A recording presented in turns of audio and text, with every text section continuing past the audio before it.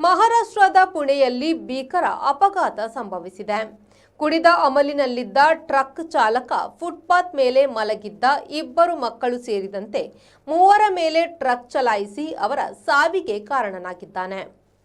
ಮೃತರನ್ನು ವೈಭವ್ ಪವಾರ್ ಮತ್ತು ವಿಶಾಲ್ ಪವಾರ್ ಎಂದು ಗುರುತಿಸಲಾಗಿದೆ. ಇನ್ನು 6 ಮಂದಿ ಗಾಯಗೊಂಡಿದ್ದು ತಕ್ಷಣವೇ ಸಾಸೂನ್ ಆಸ್ಪತ್ರೆಗೆ ರವಾನಿಸಲಾಗಿದ್ದು, ಗಾಯಗೊಂಡವರಲ್ಲಿ 3 ಸ್ಥಿತಿ ಚಿಂತಾಜನಕವಾಗಿದೆ.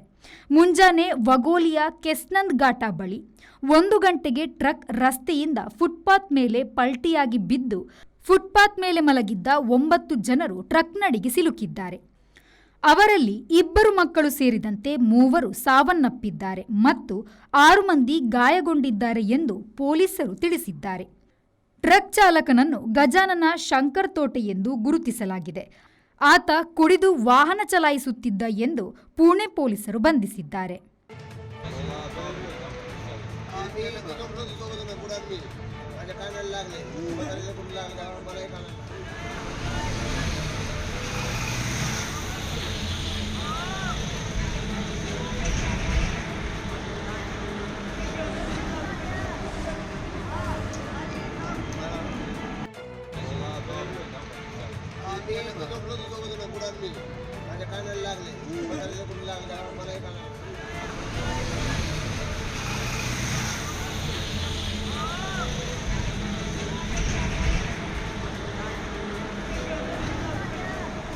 Bureau report V4 news Pune.